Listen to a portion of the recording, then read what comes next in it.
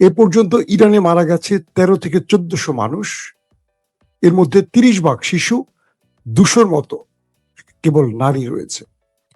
Israel প্রকৃতভাবে স্বীকার করেছে মাত্র ১১ জন, প্রকৃত সংখ্যাটা বলবো একটু পরে। আমেরিকা স্বীকার করেছে মোট ৮ জন, প্রকৃত সংখ্যাটা বলছে না, সেটা আমরা জানাবো। কুয়েতে মারা গেছে ৬ জন, সংযুক্ত আরব আমিরাতে ৩ জন, যাদের মধ্যে একজন বাংলাদেশি ও একজন পাকিস্তানি রয়েছে। বাহরাইনে ১ জন নিহত হয়েছে। এছাড়া লেবাননে শত শত নিহত হয়েছে এমন খবরও আসছে। ছোট একটা ফিরিস্তি দিয়ে শুরু করলাম লাইভটা। আসেন বর্তমান পরিস্থিতি কি বলছে। আমেরিকা কালকে ঘোষণা দেওয়ার পর রাতে ম্যাসিভ আকারে ইরানের ভেতরে অ্যাটাক হয়েছে। আর এই অ্যাটাকের লক্ষ্যবস্তু ছিল ইরানের শিল্পাঞ্চল এবং তেল কেন্দ্রগুলো। সকাল থেকে ইরানের বিভিন্ন জায়গায়, তেহরান সহ গুরুত্বপূর্ণ জায়গায় ইরানের তেল শোধনাগার বা তেলের যে স্টোরেজ, যেখানে তেল জমা রাখা হয়েছে, সেখানে পুরো আকাশ কাঁপিয়ে ধাউ ধাউ করে আগুন জ্বলতে দেখা গেছে। অর্থাৎ ইরানকে অর্থনৈতিকভাবে পঙ্গু করার জন্য ইরানের তেল শিল্পে বা তেল কেন্দ্রে বড় রকম আক্রমণ করেছে দেশ দুটো। এবং এই আক্রমণের ফলে বিভিন্ন জায়গায় যে আরো আক্রমণ হয়েছে, সেখানেও অনেক প্রাণ গেছে এমন খবর পাওয়া গেছে। এরপর ইরান জোরে সোরে দুটো ঘোষণা দিয়েছে। এক, তারা বলছে আজকে শত্রুকে সবচেয়ে বড় সারপ্রাইজ দিবে ইরান। এ যাবৎ অর্থাৎ ২৮ তারিখ থেকে আজ ৮ তারিখ পর্যন্ত যতগুলো আক্রমণ হয়েছে, তার মধ্যে আজকে সবচেয়ে বড় আঘাত করতে যাচ্ছে ইরান শত্রুর বুকে। কি দিয়ে আক্রমণ করবে সেটাও ইরান জানিয়েছে। ইরান বলছে তারা তাদের প্রথম ধাপে যে মিসাইল বা ড্রোন অ্যাটাকগুলো করেছে, আজকে থেকে সেই ধাপটির পরিবর্তন আনবে তারা। আজকে তারা সবচেয়ে এক্সক্লুসিভ মিসাইলগুলো দখলদার এবং তার মিত্র আমেরিকার বুকে ছুড়বে। তারা বলছে এই মিসাইলগুলো ইন্টারসেপ্ট করতে পারবে না শত্রু, পাশাপাশি এগুলোর ক্ষতির পরিমাণ ভয়াবহ। ইরান বলছে আমাদেরকে ওরা আক্রমণ করেছে, আমরা প্রতিশোধ নিতে শুরু করেছি। ওরা আমাদের সাধারণ মানুষকে হামলা করছে, আমাদের বাণিজ্যিক প্রতিষ্ঠানগুলোতে হামলা করছে, তেল শোধনাগারে হামলা করছে। তাহলে এটার উত্তর হবে সেইভাবেই, ওদেরও অর্থনীতির মেরুদণ্ড আমাদের ভেঙে দিতে হবে। এবং আমরা আজকে থেকে বা আজ রাত থেকে আমরা যে আক্রমণ করতে যাচ্ছি, এই আক্রমণ শত্রুর বুকে কাঁপন ধরাবে। শত্রু বুঝবে তারা তেহরানে আক্রমণ করে কি ভুলটা করেছে। তার মানে ইরান আজকে যে আক্রমণটা করবে, এটা হবে এই যুদ্ধের সবচেয়ে ভয়াবহতম দিন। আজকে থেকে শুরু। এবং আজকে তারা যে মিসাইলগুলো ব্যবহার করবে, এগুলো সব আপগ্রেড মিসাইল, আলট্রা মডেলের মিসাইল। এবং এই মিসাইলগুলো এখন পর্যন্ত ইরান খুব একটা ব্যবহার করেনি। এর মধ্যে সিজিল আছে, খাইবার আছে, তারপর আরো যে কি বলে ক্লাস্টার বোমাগুলোর খবর আছে, ইমাদ আছে, বেশ কিছু নতুন সিরিজের নাম বলছে ইরান, যেগুলো তারা আজকে শত্রুর কাছে ছুড়বে। এবং শত্রুকে আমন্ত্রণ দিচ্ছে, ওয়েট করো, আসছে ইরানের মিসাইল। পাশাপাশি ইরান দাবি করছে কেবল গতকাল কি তারা ২৫০-র মতো ট্রাম্প সেনাকে ওপারে পাঠিয়েছে। আমেরিকা যখন বলছে তাদের এই নিহতের সংখ্যা প্রায় ১ ডজনের মধ্যে, ৮-১০ জনের মধ্যে, ইরান বলছে যে তারা এই পর্যন্ত মার্কিন ঘাঁটিগুলোকে লক্ষ্য করে যে অ্যাটাক করেছে, প্রথম দফায় ৬৫০ জনের মতো অপারে চলে গেছে। ৬৫০ প্রথম দফায়। গতকালকে তারা ২৫০ জনকে বা ২২০ থেকে ২৫০-এর মতো ওপারে পাঠিয়েছে। কিন্তু তারা রহস্যজনক কারণে বা তাদের দেশের জনগণকে মিথ্যা আশ্বাস দেওয়ার জন্য এই সংখ্যাটি গোপন রাখছে। পাশাপাশি ইরানের সিকিউরিটি কাউন্সিলের যিনি সেক্রেটারি আলী লারেজাদ, তিনি বলেছেন ইরানের হাতে মার্কিন অনেক সেনা ধরা পড়েছে। এবং কিছু ছবি ইতিমধ্যে তারা প্রকাশ করেছে, যেখানে দেখা গেছে ইরানের পতাকা, আয়াতুল্লাহ আলী খামেনির ছবি সম্মিলিত একটি স্থানে মাথা গেড়ে এভাবে ঘাড়ে হাত দিয়ে প্রচুর সেনা মাথা নিচু করে বসে আছে, তাদেরকে ঘিরে রেখেছে ইরানের ব্ল্যাক ড্রেস পরা সেনারা।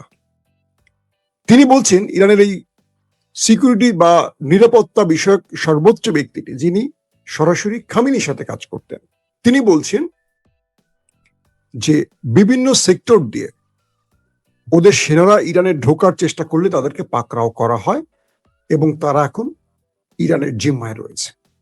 ডোনাল্ড ট্রাম্প বিষয়টি অস্বীকার করেছেন। তিনি গ্রেফতার এবং নিহতের বিষয়টি সরাসরি অস্বীকার করেছেন। আর ইরান বলছে তারা শিগগিরই তাদের নাম ঠিকানা সহ প্রকাশ করবে। তার মানে ইরানের এই বক্তব্যটির সত্যতা পাওয়া যায়, কারণ তারা শিগগিরই এটা প্রকাশ করবে।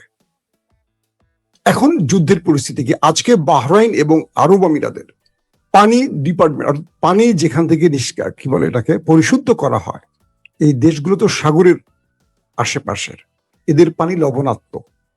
এই পানিগুলো এরা আমাদের মতো কল বসিয়ে অটোমেটিক পানি পায় না, এদের পানিগুলোকে পরিশুদ্ধ করে খেতে হয়। তো আরব আমিরাত থেকে আমাকে একজন জানিয়েছেন, একজন প্রবাসী বাঙালি, যে তিনি দেখেছেন যে তাদের পানি পরিশোধনাগারে হামলা হয়েছে। বাহরাইনও একই অবস্থা হয়েছে। তাদের পানি পরিশোধনের এই যে বিষয়গুলো, এগুলো তাদের জীবন বাঁচাবার জায়গা। অর্থাৎ আরব রাষ্ট্রকে পঙ্গু করতে হলে তাদের তেল আর পানির উপর হামলা করলে এই দেশগুলো একেবারে আইএমএ জাহিলিয়াতে পৌঁছে যাবে। এর কারণটা কি আসলে? ইরান খেপছে কেন? ইরান খেপছে এ কারণে, কাল রাতে বাহরাইন এবং আরব আমিরাত, কাতার অথবা কুয়েত, এরকম আরো কয়েকটি জায়গা থেকে ইরানের ভেতরে হামলা হয়েছে। অর্থাৎ ইরানের প্রেসিডেন্ট মাসুদ পেজেশকিয়ান যখন তার প্রতিবেশী মুসলিম দেশগুলোকে আশ্বস্ত করেছিলেন যে তাদের ভূমি ব্যবহার না করলে তাদের উপর হামলা করা হবে না, তখন আবারও মার্কিন সেনারা সেই ঘাঁটিগুলো থেকে হামলা করেছে। সেই অভিযোগে তাদের উপর আবারও হামলা হয়েছে এবং কুয়েতের একটি ভিডিও ফুটেজ রিলিজ করেছে। সেখানে দেখা গেছে, মার্কিন বিভিন্ন গণমাধ্যম প্রকাশ করেছে, দেখা গেছে একজন মার্কিন সেনা গোপনে দাঁড়িয়ে কুয়েতের একটি বেজের ভিডিও ধারণ করছেন, মার্কিন সেনা, এবং তিনি সেটি ছড়িয়ে দিচ্ছেন। তার চেহারা দেখাচ্ছে না, মোবাইল দিয়ে ধারণ করছেন। তার মানে মার্কিন সেনারা চাচ্ছেন এই ফুটেজগুলো পৃথিবী দেখুক, যেটা ট্রাম্প বলছে সেটা যে মিথ্যে, এটা প্রমাণ করতে চেয়েছেন। এখন ইরানের পক্ষ থেকে বলা হচ্ছে যে আমরা এত মিসাইল মারলাম, এত বেজ ধ্বংস করলাম, আর তাদের মারা গেল মাত্র 8 জন। এই সবগুলো মিসাইলকে আমরা বাথরুমে মেরেছি নাকি রান্নাঘরে মেরেছি? তাহলে তারা পালিয়েছে কেন? তারা যে বিভিন্ন জায়গায় পালিয়ে গিয়ে আশ্রয় নিয়েছে, সেখানে যে আমাদের ড্রোন টার্গেট হিট করেছে, সেই বড় বড় ইমারতগুলি ধসে পড়েছে, বিশাল বিশাল ভবনগুলোতে বোম মেরে একদম ধসিয়ে দিয়েছে, পুরো ভবনের মানুষগুলো কোথায় গেল? এরা কি সব প্যারাশুট দিয়ে উপরে গেছে? প্যারাশুট তো নিচে নামে। ইরান বলছে এরা কি নিচে নেমে গেছে নাকি উপরে চলে গেছে? অর্থাৎ প্রকৃত সংখ্যাটা তারা বলছে না। এরপরে দখলদার দেশের চিত্রটি হলো আজকে তিল আবিবের ভেতরে ইরান ব্যাপক ব্যাপক ব্যাপক অ্যাটাক করেছে। কিছু ফুটেজ দেখা গেছে, যে ফুটেজে তাদের সড়ক, বাড়িঘর, গুরুত্বপূর্ণ স্থাপনা, বড় বড় ভবন গুড়িয়ে রাস্তায় পড়ে আছে, একদম রাবিশ আকারে হয়ে আছে, ভেঙে চুরমার হয়ে গেছে। একটার পরে একটা এলাকা একদম গাজার মতো ধ্বংসলীলায় রূপিয়েছে। ইসরায়েলের জনগণ বলছে, রাষ্ট্রীয়ভাবে তাদের সরকার তাদের জনগণকে বলছে, কেউ যেন এই ভিডিও ধারণ না করে। যারা এই ভিডিও ধারণ করবে এবং প্রকাশ করবে তাদের জেলে পাঠাবে সরকার। কেন? ইরানের জনগণ তো রাজপথেই আছে, বিক্ষোভ করছে, আবার লড়াইয়ের মধ্যে দোকানপাট খোলা রেখে ব্যবসা করছে। মৃত্যুকে তারা নিজ চোখে দেখছে, কিন্তু মৃত্যুকে ভয় করছে না। কারণ কি? তারা জানে মৃত্যুর ফয়সালা একজনের হাতে থাকে, তার নির্দেশেই মৃত্যু হবে, পালিয়ে বাঁচার কোনো সুযোগ নেই। কিন্তু ওরা বাংকারে আশ্রয় নিয়ে লুকিয়ে থাকে, ওরা জাহাজে লুকিয়ে গেছে, ওরা বিভিন্ন দেশে চলে গেছে। এরপরও ওদের দেশের ভেতরে ইরানের মিসাইল যে তাণ্ডব চালাচ্ছে, সেগুলো গোপন করার কারণ কি? ভারতীয় কয়েকজন সাংবাদিক জানিয়েছে, ওই দেশটিতে নেতা কাকুর বাড়িতে যে আক্রমণ হয়েছে সেখানে নিহতের সংখ্যা অগণিত, কিন্তু তারা প্রকৃত সংখ্যা কখনো বলছে না।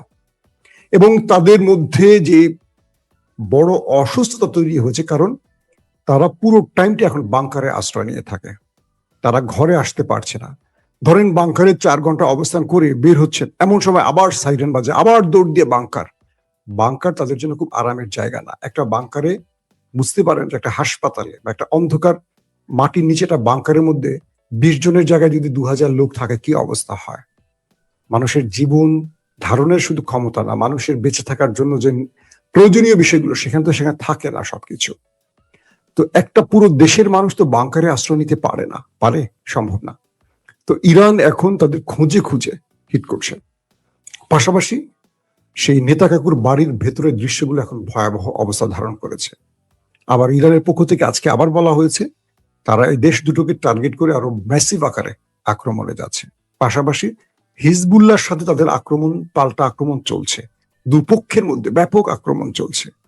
এই পরিস্থিতিতে যুদ্ধ নতুন দিকে মোড় নিতে যাচ্ছে।